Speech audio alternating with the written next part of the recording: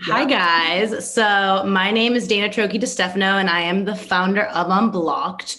We are a community for women change seekers, creators, and builders that are together building a brighter, more equitable future with blockchain technology. This is my girl, Crypto Joe, at Crypto Joe, Joanne Sarah. I'll let her introduce herself. But this is our first ever YouTube The series, and we're first so of excited many. to be filming. Joe? Yeah. Yeah. So as Dana said, I am Joanne Sarah, crypt.joe on Instagram. I work in finance. I have a crypto education platform on the side. And I've recently got involved with Unblocked, which I am super excited about because it turns out me and Dana are basically soul sisters. And here we go, basically starting a business from across the globe. Yeah, so I fell in love with Joe when I stumbled upon her Instagram content. It was when I was first getting really deep into the crypto space. I entered it more from the technology side of things. I'm a little bit of a tech nerd, as you will learn if this show is a success and you watch it. But Joe is an expert, like she said, on all things finance and crypto. And she was one of the first people, content wise, that I stumbled upon that was talking about crypto in a way that I found really interesting and digestible, and was able to take actionable things from it and apply it to everything I was learning and my investment strategy. So I will forever be grateful for her. And like she said, when we hopped on a call to just meet each other, we fell in love instantly, talking about all the witchy things, all the techie things, and everything in between. One thing that I often say is that anyone that tells you they're an expert in crypto or blockchain technology, there's some outliers, but is potentially lying to you, because this technology is relatively new and unfolding as we speak. And that's really the approach that Joe and I are taking to building Unblock. We are figuring it out one day at a time.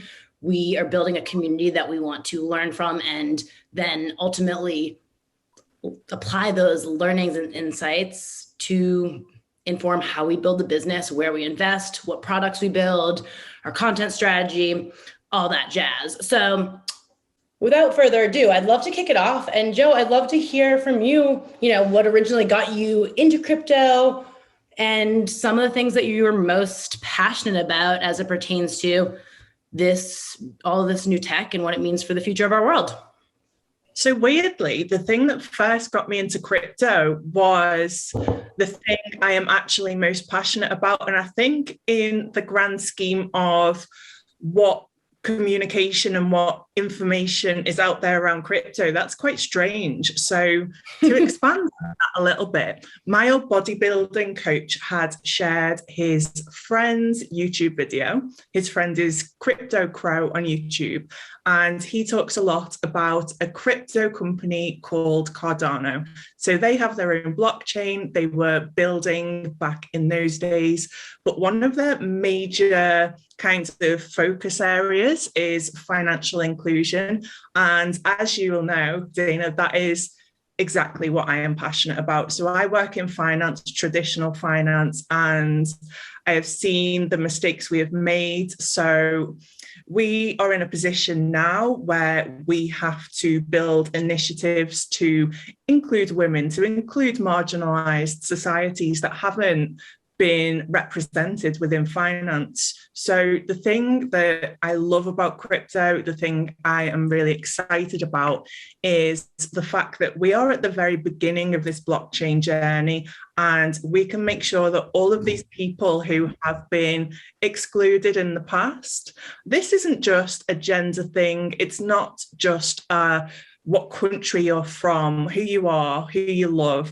It's not just this, it is diversity of knowledge, as you just touched upon.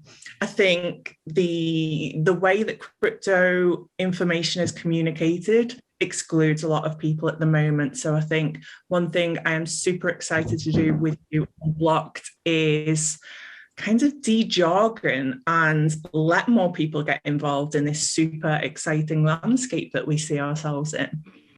And for me, it was, so I entered the space. My husband had dabbled. He's an engineer by trade. He's always dabbled a little bit investing with crypto. But I, like many other women, was so turned off to it. I was like, he'd tell me how it started. I'm like, so it's not a real person. I don't understand. It just seemed so heady. Then Dogecoin came out, and I'm not hating on any of these things. They're $billion industries, but it was just really hard for me to wrap my head around and not interesting to me. So I never paid much attention. And then probably 6, 7 months ago, I was reading an article and it was talking about NFTs and that technology. It was before the Beeples of this world and this insane, everything we've seen in the space more recently as it pertains to the price point and sale of digital art. But I knew if I was understanding the technology behind NFTs correctly, i.e. that we could ultimately append a unique digital identifier to any digital asset, and gave it proof of ownership and trackable and transparent and all these superpowers, it was going to fundamentally transform our world. And my background is in advertising, digital media, product, content production. And so I immediately went to a place thinking about how this technology could help empower creators and anyone selling anything digital, whether it's their own IP, a digital course or some type of product, or digital art on the internet, how it could give them, for the first time in the history of the internet, protection and full ownership and control over the monetization of that piece of art or digital asset. And that started me on the path of diving into understanding blockchain technology. And that's when my brain just started to explode and I got more and more excited. And as you touched on, Joe, we've learned a lot. Women and marginalized communities have not had the same opportunity to be part of building new financial infrastructure, institutions, and technologies that power the world we live in today. And I saw that happening again. It was the most male-dominated space that I'd ever observed in my entire 15-year career. And I am very passionate as a female entrepreneur. I'm very passionate about making sure that everyone is part of building the future, especially technologies, because they are such a huge part of every part of our lives. And I don't think people often realize what data means for their day-to-day, what AI or machine learning means for their day-to-day. And I didn't want to let it happen again. And it's this perfect intersection of technology and economics and finance. And, I got really excited about the endless applications that this crypto and blockchain, what they can mean and how they can be applied to our world to ultimately make it better. Absolutely. I think it's really interesting as well that I came into it from a finance perspective. You came into it from a tech and digital ownership perspective. And here we are. And there's going to be so many different ways that people get into this space. And I love that. So one of the things that we wanted to do on this first ep, as it was, an intro, if you will, is we each have spent some time thinking about the 5 reasons that we are most passionate about this technology, with the goal to help, again, kind of get other people like ourselves interested and excited about all of it, and not just talk about, some things that I think some women are turned off by, i.e. what's happening with NFTs right now. That other thing, the reason that I was so grateful originally that the universe delivered Joe to me was early on when I was thinking about Unblocked. I said, I'm not going to cover anything finance. I'm not going to cover investing. It's not my area of expertise. But the more I dove into the space, I don't want to call it free money. Like, make fun of Dogecoin and all these meme coins if you want, but people are making, like, little people sitting in their parents' basement are making millions of dollars. And the more you understand, whether it's, more of on the technology side or a currency application, which we won't get into right now, they're dirt cheap to buy right now. I mean, the returns I'm seeing in Coinbase, just doing, a little bit of education for myself, is insane. And I want to make sure other women aren't just saying like, oh no, Bitcoin's silly, Dogecoin's silly, NFTs is going to like, I don't understand. Get Coinbase, put $100 in and just see what happens. You have nothing to lose, right? So this is the point, right? And this is one of the reasons that I am passionate about the education side of this, because the information that's put out there does not educate on the reasons why people are investing in cryptocurrencies. There's a lot of memes, there's a lot of jokes, and crypto is a culture and it's a community. But one thing I think we're both passionate about, as you just said, is making sure women don't miss out on that because of this lack of people talking about it in a language that makes sense. We still, I mean, Joe and I are so deep in the space, and the amount of times we say to each other, whether like it's understanding a new altcoin or a new protocol or a new company, we just don't understand, or this makes my brain hurt. And we're smart women that can't understand it.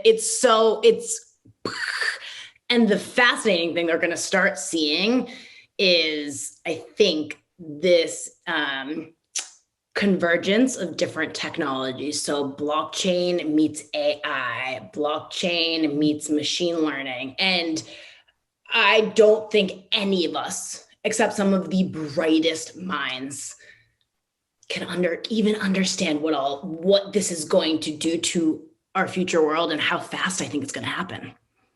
It's a completely different way of living and interacting with society. Yeah. When these digital worlds and digital monies combine, none of us have experienced that. So none of us know what to expect. But as you just said, we communicate many times a day. And a lot of that is like, I'm reading about this altcoin and I have no idea what, but the people creating these altcoins. So to wind it back a bit, one of the things that a lot of people don't understand about cryptocurrencies is that, yes, it's a currency, but these cryptocurrencies are attached to a company. So Bitcoin is slightly different. Bitcoin was created by an anonymous entity.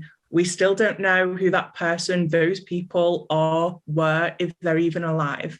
However, so to take the second biggest cryptocurrency as another example, Ethereum. Ethereum is a company in its own right, and it is building a huge ecosystem that is basically a new internet that other companies are building applications on top of. It is a completely new ecosystem. And when you are buying that cryptocurrency, you're buying a currency that is spent in this ecosystem. And this is one of the bits that when you start researching, you're able to understand the value in these currencies because you can research the value in these companies.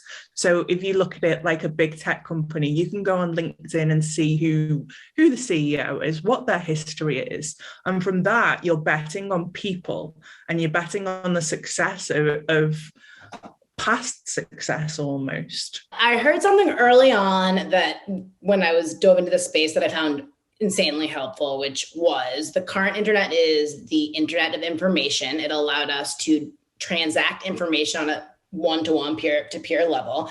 Blockchain is the internet of value. Again, we've been able to transact and send and exchange value with an app like Venmo, centralized company. But this whole ecosystem, back to Joe's point, let's use Ethereum. All of these companies' protocols, the smart contracts layer, they're building technology that facilitates that peer-to-peer transaction of value in a way that it's all done in code. There's no people. So that's where it gets really, really fascinating. And our brains, I don't even think, at least mine, can't fully comprehend, again, all of the applications. But it's going to do things like cut down on transaction fees and processing fees. The statistics are staggering how much money it's going to potentially save whether you're selling from an e-commerce standpoint, transfer or of data, etc. I'm not going to go into that right now, but Joe, please.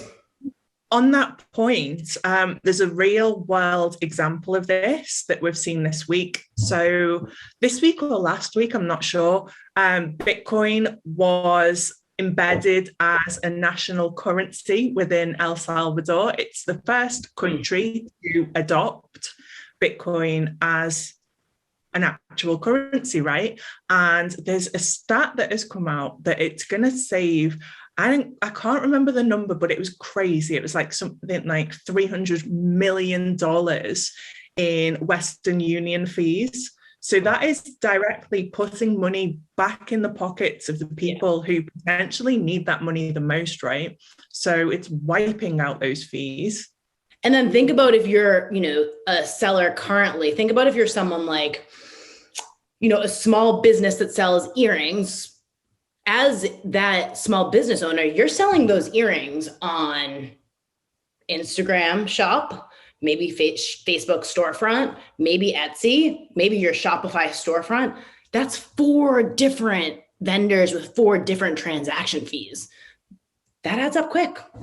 But how many of those vendors are also taking a percentage of your income as well? So I saw a statistic recently that said only 14% of people in Afghanistan have access to a bank account.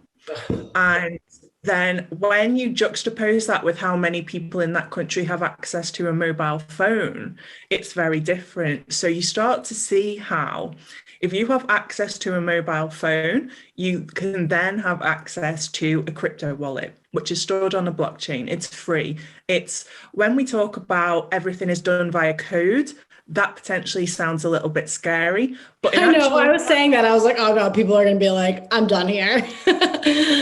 When we interact with these things, it's just like interacting with an app. So if this person downloads the Coinbase app or MetaMask from the App Store, they can exchange value via cryptocurrencies on a peer-to-peer basis.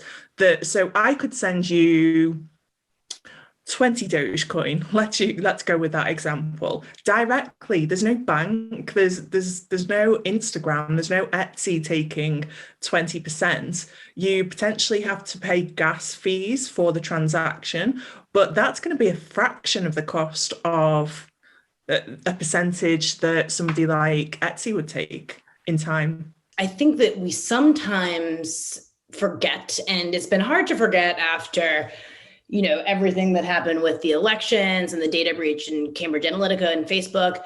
But these big tech companies, and I'm not trying to villainize them, I do believe they all started from a innovative, well-intentioned, solving a real world problem place. But they've gone to a place where they have so much power, they're generating so much revenue, they have huge boards and a lot of people to report that to, some of which are most likely in the federal government over here in the States. And I think it's become problematic. They are deciding, even if if you're a small business, again, you need to pay to play on Facebook, on Amazon, all of these platforms in this day and age to have your business stand out from the competition. Should you need to give these companies money if you're a small, again, jewelry shop that, maybe you have a brick and mortar and are just looking to make some extra revenue online? COVID changed things. But I think this becomes even more important that we talk about it in a COVID world where everything has to be online. Blockchain technology, again, gives the power back to the people. And that's why it's one of the reasons we're so jacked up over here. So when we're talking about decentralization, this is such a perfect example. And to talk about it in terms of these blockchain companies and the crypto companies.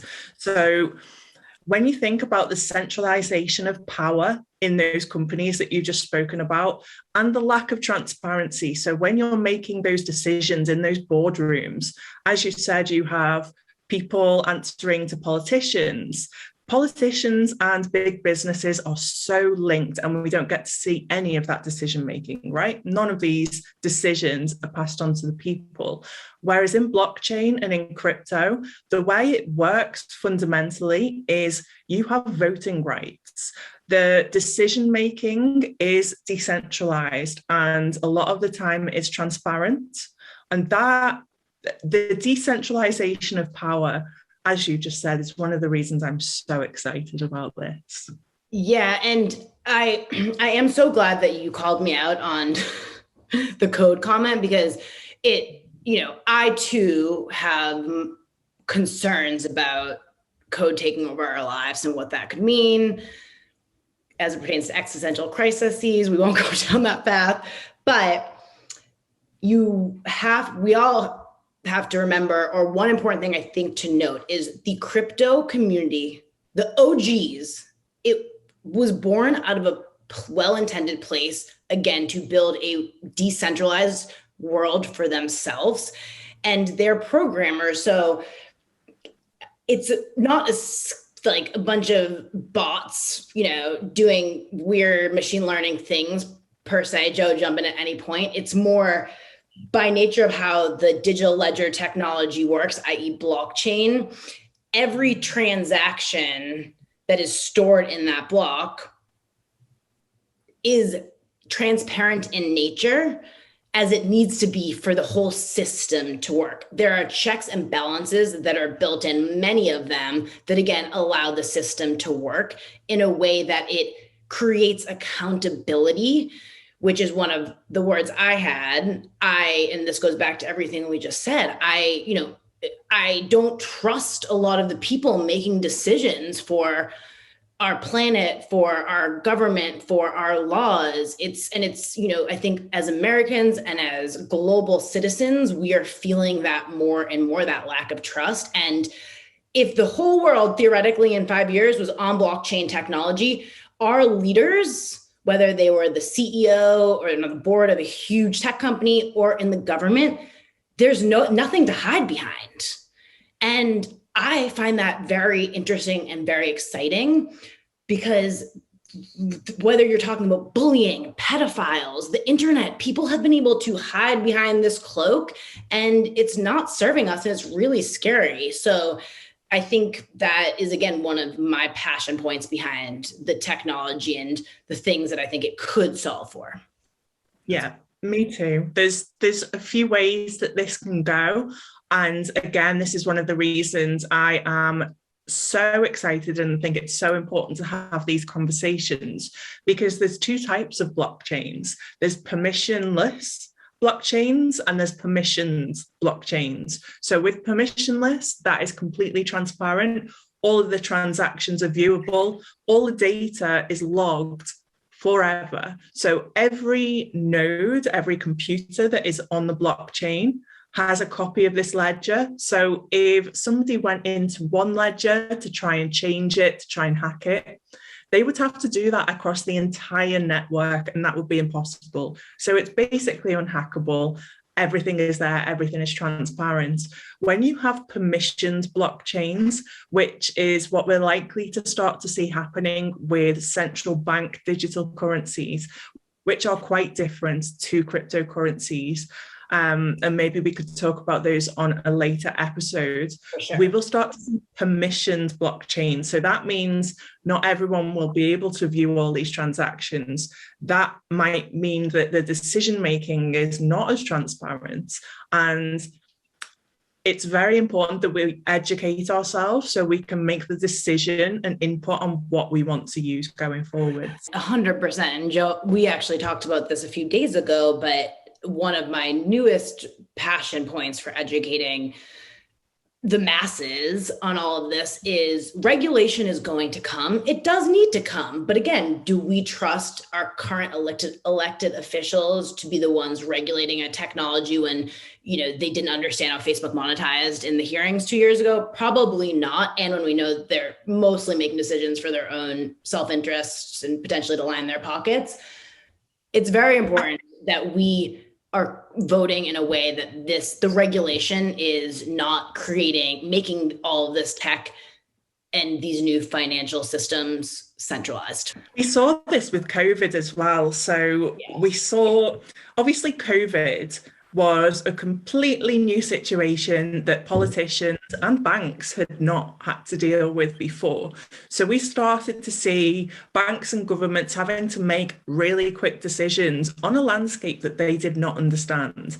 And in hindsight, some of those decisions weren't great. So when you get governments making decisions on things that they don't understand, it can be very dangerous. So the more we can understand and the more we can educate and the more diverse voices we can get in this conversation, the better the future is going to look for all of us. All right. So the two last things on our list of 5 that we are most excited about as it pertains to all this new tech is, the first one of the last 2 is disruption and innovation. As I said earlier, have a product background and in general live for problem solving and making the world better where there's an opportunity. Joe and I have talked a lot about this, but we both are at this point in our mid to early 30s, and we really believe in we live one life, and the only way to do it is to curate the life that's best for us. And this technology will permeate so many different parts of our lives and our world. And I'm so excited that for the first time in a very long time, to me, someone that knows technology, existing technology pretty well, I feel like we have access to new tools and technologies and systems that allow us to say, hey, these are the things that could be done better. These are where we could solve this problem. And we can take this new technology and apply it to those problems to solve a problem in a way that is best for myself, our community we're building at Unblocked, women at large, humanity at large, in a way that wasn't possible before blockchain existed, or we realized it existed. And that gives me hope in a world, frankly, where some days the news cycle and what's going on makes me feel very motherfucking hopeless. And I know I'm not alone in that. So that's the 4th. Joe, I'll pass it over to you for number 5. Do you know what? I was just visualizing the situation that I feel like we're in now. And in my mind was this tunnel. So imagine you're underground, right, in this tunnel with a pickaxe chipping away in the dark.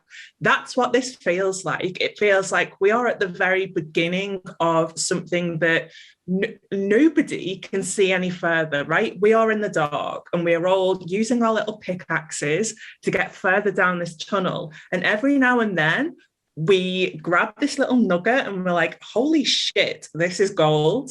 Yeah. And similarly to you, in a world where everything can feel so negative and overwhelming, that little nugget of gold and change is that is the disruption we need and the innovation that we need. It's so exciting. I think there's 2 types of people, right?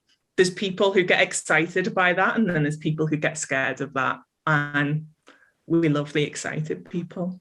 And I think we're trying to show up for both, honestly, right? Like if this is good, if we're right here, even if you don't want to, you don't get excited about fixing all the world's problems or all this nerdy new tech or investing, like you still need to be armed with understanding it. Think about all the people that said, I don't need to buy a domain. I don't need a website for my business back in 98, 99, 2000, or I don't need to get social for my business. I don't need to get an Instagram account. They're looking like the joke's just on them. So we don't want anyone to be in that situation if this is the future. And I promise you it will be. I heard it a while back that I've shared with Joe 100 times, but they basically said, like, listen, with all this new technology, if you think about a baseball game, we're not even on the field. We're still putting on our cleats and lacing up our laces. So Joe and I know, because we talked, I know she agrees here, we're excited about that. That means that, like, you don't have to have all the answers. No one knows all the answers. it allows us to be vulnerable, which I think as women is one of our superpowers. And we have been trained by society, especially in professional settings, to hide that vulnerability. And that we shouldn't. If it is indeed a superpower of yours, it certainly is one of mine. And I feel like entering the space gave me the clearance to just lean into it and own that vulnerability in a way that my younger professional self really was never comfortable doing. For sure. When you think about putting yourself out there and talking about something that you don't fully understand, that can be terrifying. So to lean into these feelings, it's hugely vulnerable, but it's also the most difficult things we go through in life and the hardest challenges, yada yada, all of that are always the things that we learn the most from. And I'm not saying learning a new industry is one of those, life traumas, but it's a similar sort of feeling of overcoming a lack of knowledge and overcoming a fear of putting yourself out there. And it's so cool. And I'm glad you called me out on we do. So there's going to be people who are excited about this dark tunnel where we're finding gold. And then there's people who are going to be like, I really don't care. I'm a bit scared. I like the way we do things. Or I don't have time. I have 3 kids at home, a full-time job, and I have to go to a PTA meeting. Exactly. There's going to be a whole section of people who don't have the means to engage with that for various different reasons. And we want to make sure that their points are considered and not left out. We want to make sure that when we're making decisions, we're not excluding people who can't have a voice. We want to get people in the room who have had to think about all of these different things. And if you are a woman who hasn't worked in tech, you might be a woman who has worked in HR or worked in political sciences or council settings where you're considering decision-making on behalf of people who might be vulnerable. So that is a transferable skill massively into this industry. So Jo, to close it out, let's take it home with the last one of my maybe, I don't want to say my favorite, but the last of the 5. The last of the 5. So community. One thing we haven't spoken about yet is community, and it's such a huge part of this. As this is an emerging industry, we're seeing emerging communities. The crypto community is huge.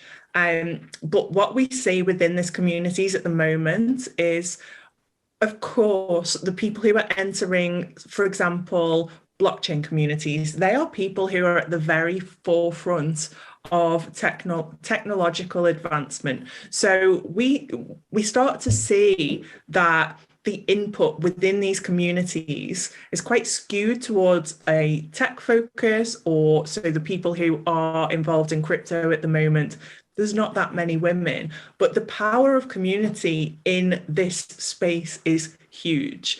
And what that allows us at Unblocked an opportunity to build a community that is much more representative, it's much more inclusive, it allows us to take advantage of these technologies without the jargon and without needing to worry about getting things wrong or saying the wrong thing.